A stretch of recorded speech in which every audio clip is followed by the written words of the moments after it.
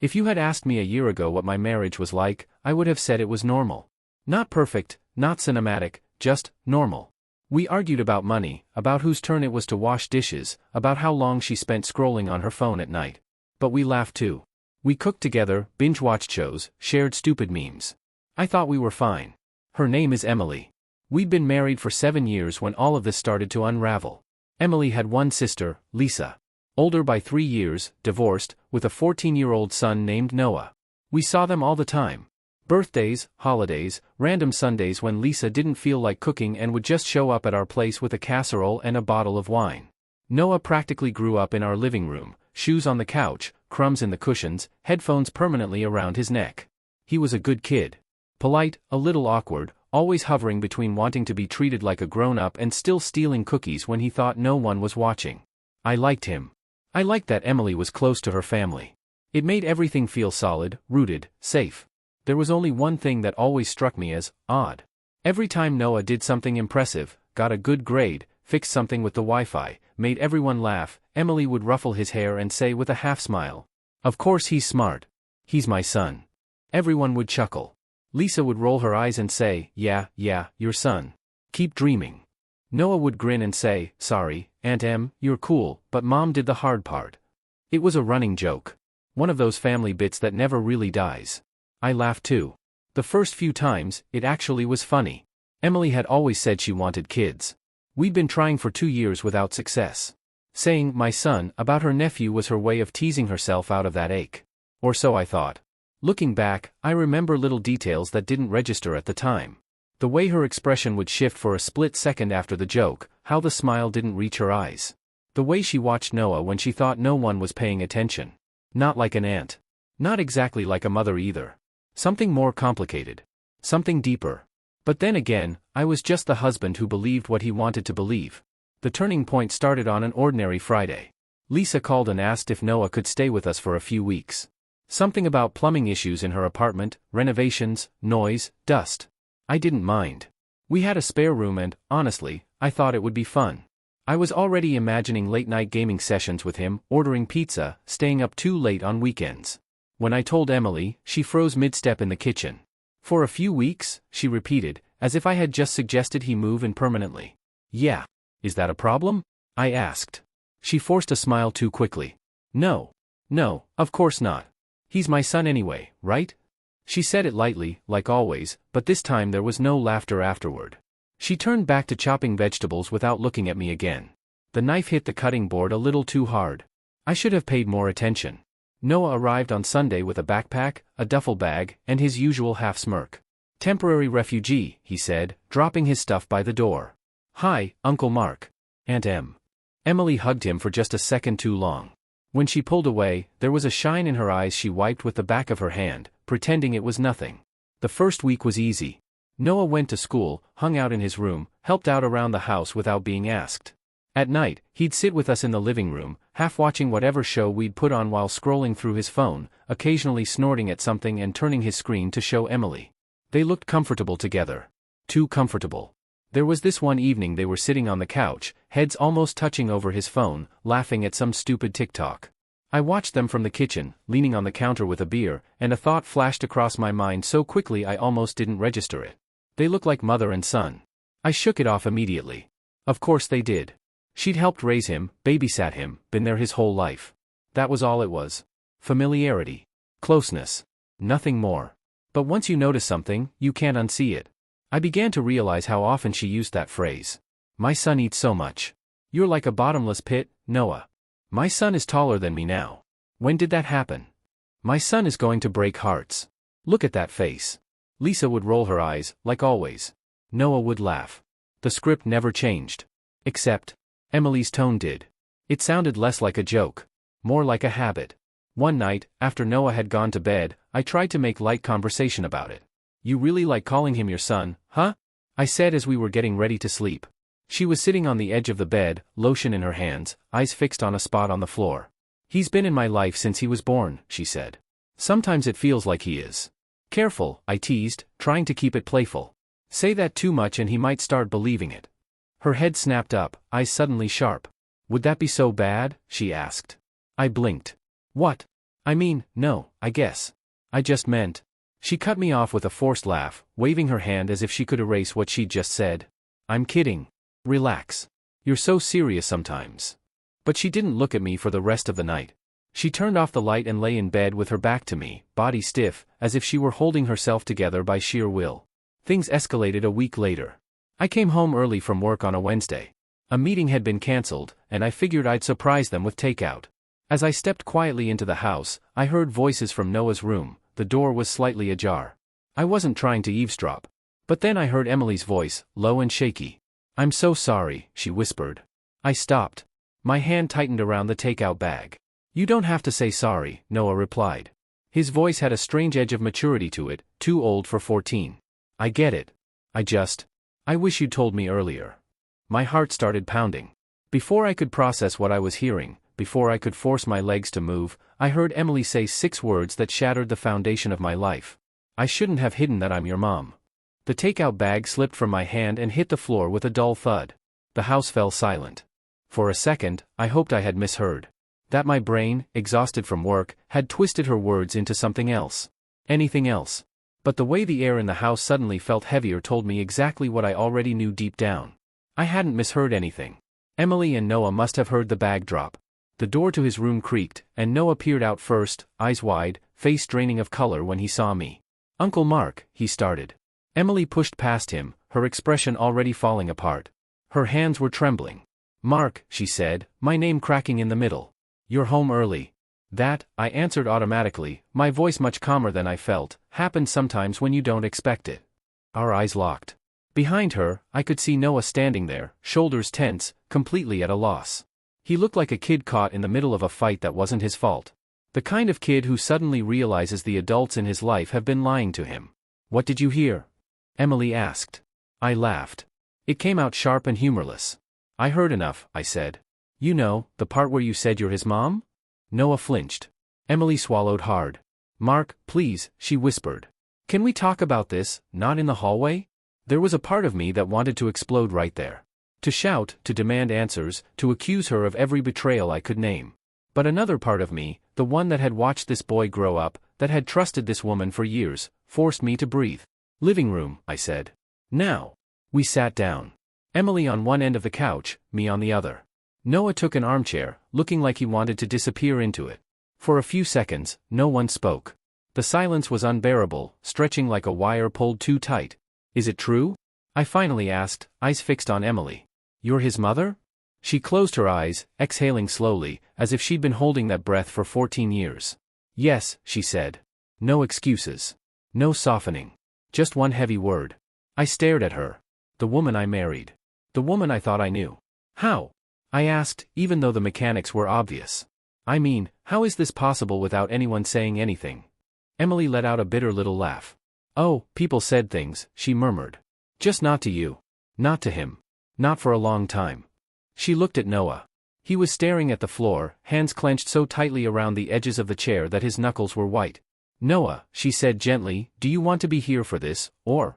I'm staying, he interrupted, voice shaking but firm. If this is about me, I'm staying. He sounded like a child and an adult at the same time.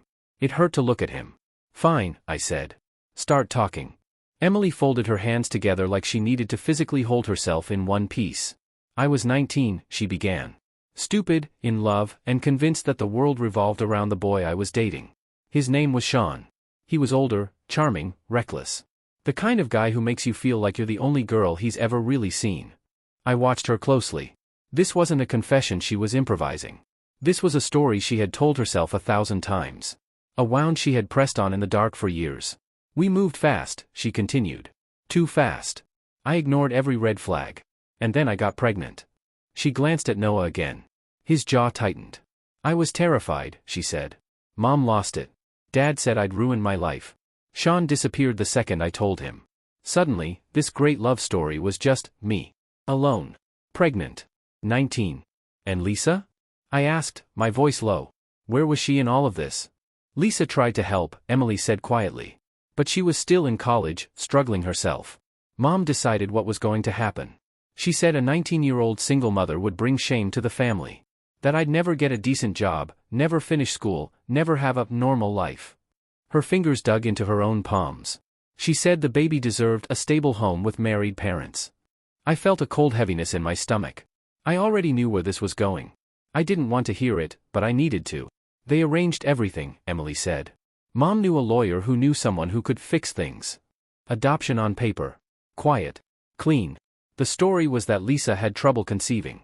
That she and her husband, back then, had always wanted kids. That it was fate.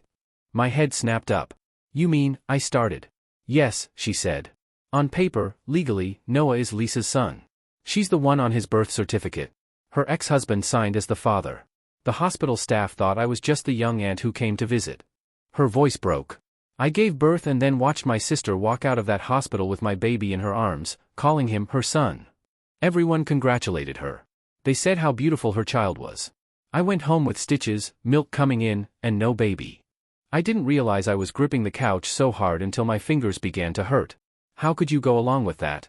I asked, my voice rising despite myself. How could you just let that happen?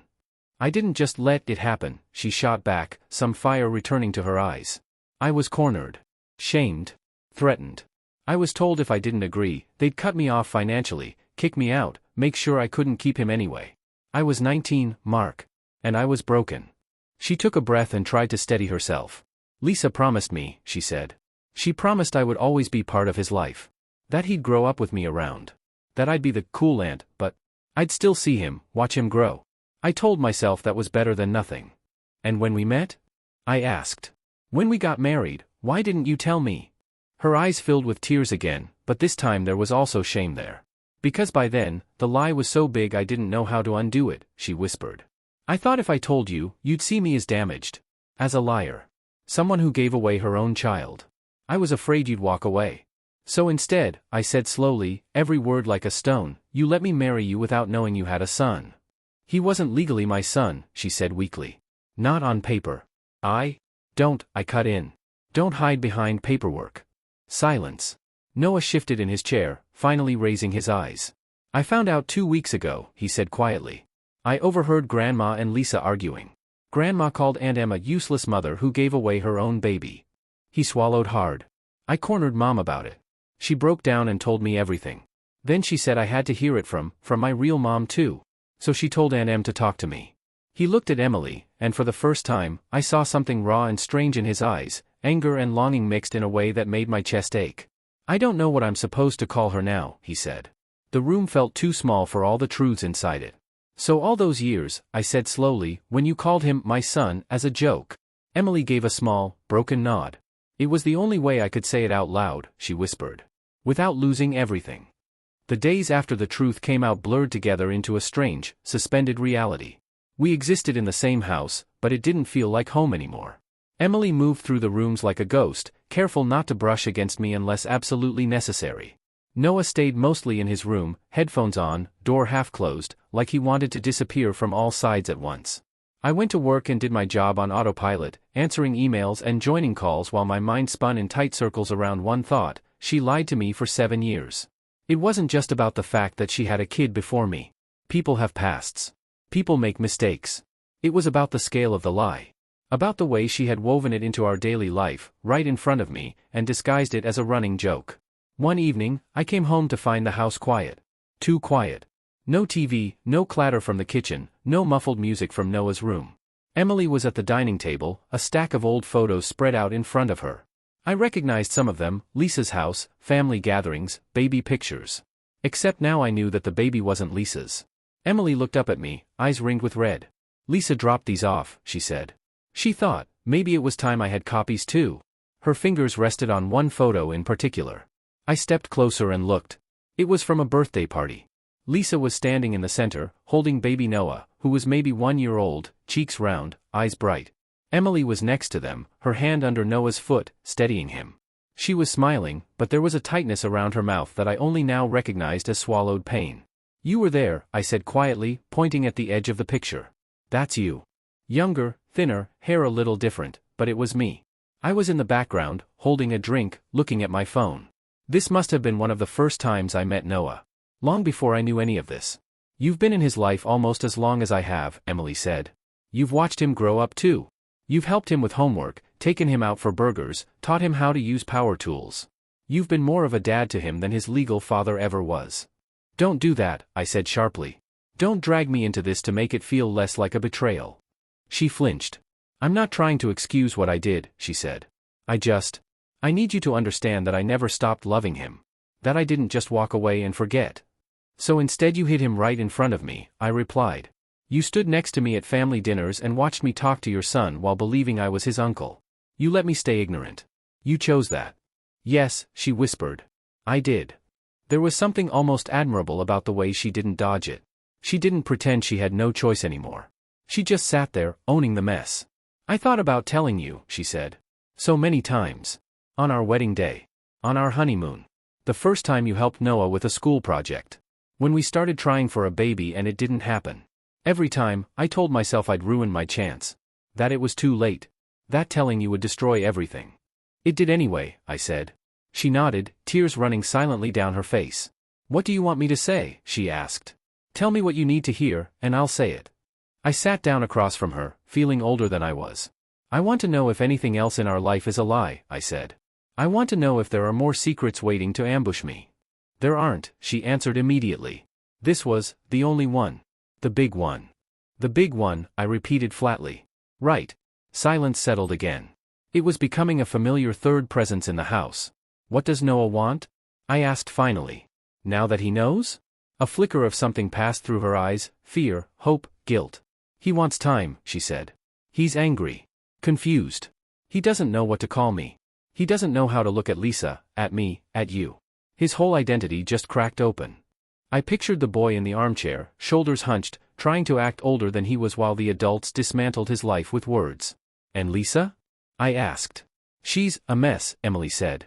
She knew this day might come, but she wasn't ready for it. She feels like she's losing him. Like I'm stealing her son, even though she always knew he was mine first. That's because she is losing something, I said. You both are. That's what happens when you build a family on a secret.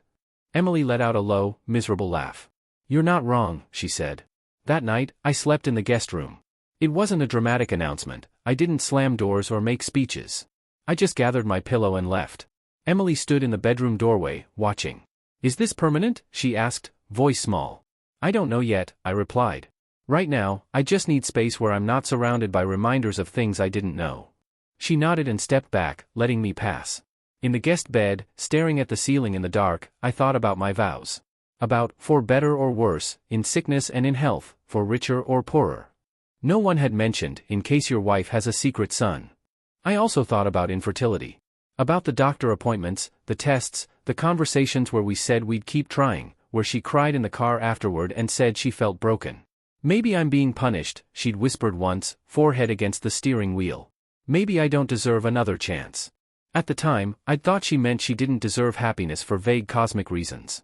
Now I understood there was a very specific wound under that sentence. We didn't talk much over the next few days. I kept my distance. She let me. Noah floated between us like a shadow, quieter than I'd ever seen him. When he left for school each morning, he mumbled a polite bye without meeting my eyes. One evening, as I walked past his room, I heard him on a call. His voice was low but sharp. So, what, I'm just supposed to pretend nothing happened, he was saying. Like I'm still the same person? Like everything's fine? A pause. I don't know who I am, he added. Mom says one thing. Aunt Em says another. Grandma says they did what was best. I don't know if any of them are right. I didn't stay to hear more. It felt wrong to listen. That night, I made a decision. If my life was going to be built on the truth from now on, I needed all of it. Not just Emily's version. Not just what happened at 19. I needed to know who else had been lying to my face for years. So I called Lisa. Lisa came over on a Sunday afternoon, looking 10 years older than she had the last time I'd seen her. She sat at our kitchen table like it wasn't hers anymore, fingers wrapped around a mug of coffee she never actually drank. So, she said, staring into the dark liquid, you know. Yeah, I replied. I know. There was no point dancing around it. I'm sorry you had to find out like that, she said. That wasn't the plan. That's the thing about plans built on lies, I answered. They don't age well. She let out a long sigh, shoulders sagging. When Mom talked us into that arrangement, Lisa said, I thought I was helping everyone. Emily got to save her future. Mom got to save face. I got the baby I'd been told I might never have. It felt like some twisted win-win. And Noah? I asked. Where did he fit into that equation? She flinched. He was supposed to grow up loved, she said. And he did. I loved him. I still do. I changed his diapers, stayed up with him when he was sick, took him to school, watched his plays. I was his mother in every way that mattered, except biology. That's not nothing, I said. She nodded slowly. But somewhere along the way, she added, we all started believing our own story. I almost convinced myself he was really mine. That the paperwork and the years erased the way it started. Then I'd see Emily watching him, and I'd remember everything. She looked up at me finally, eyes full of pain. I knew this secret would blow up someday, she said. I just hoped it would be after Mom died. After Noah was old enough to handle it better. After? I don't know. After something. As if there was ever going to be a good time for this. There wasn't, I said. But that doesn't mean the truth shouldn't have come out. We sat in silence for a moment. I'm angry at her, I admitted. At Emily. At you. At your mom, especially. But I'm also angry at myself. Why? Lisa asked, surprised. Because for years, there were signs, I said. Little flashes where things didn't add up. Emily's reactions, the way she looked at him, that stupid my son joke you all kept making. I saw it and decided not to think about it too hard. I chose the comfortable version of reality. Lisa didn't argue. There was nothing to say. So what now? She asked eventually. What are you going to do? That was the question everyone was circling around. Noah was waiting for it. Emily was waiting for it. Even I was waiting for myself to answer it. I don't know yet, I said. But I know this, I'm not going to be the only one paying the price for decisions I didn't make. Her brow furrowed. What does that mean? It means, I said, that if this marriage survives, it won't be as if nothing happened. And if it doesn't? I'm not walking away quietly. Not from her. Not from him. She blinked. From Noah? I swallowed. I've been in his life for 14 years, I said. I may not be his father by blood. I may not be his father on paper. But I'm not just some random guy who can pretend he never mattered to me. Lisa looked at me for a long moment. Then she nodded, a small, sad smile tugging at her lips. That, she said, is the first thing anyone said that makes sense. That evening, I sat down with Emily. We met in the living room, almost formally, like two people negotiating a contract instead of a married couple deciding their future. I talked to Lisa, I said. Emily's face tightened.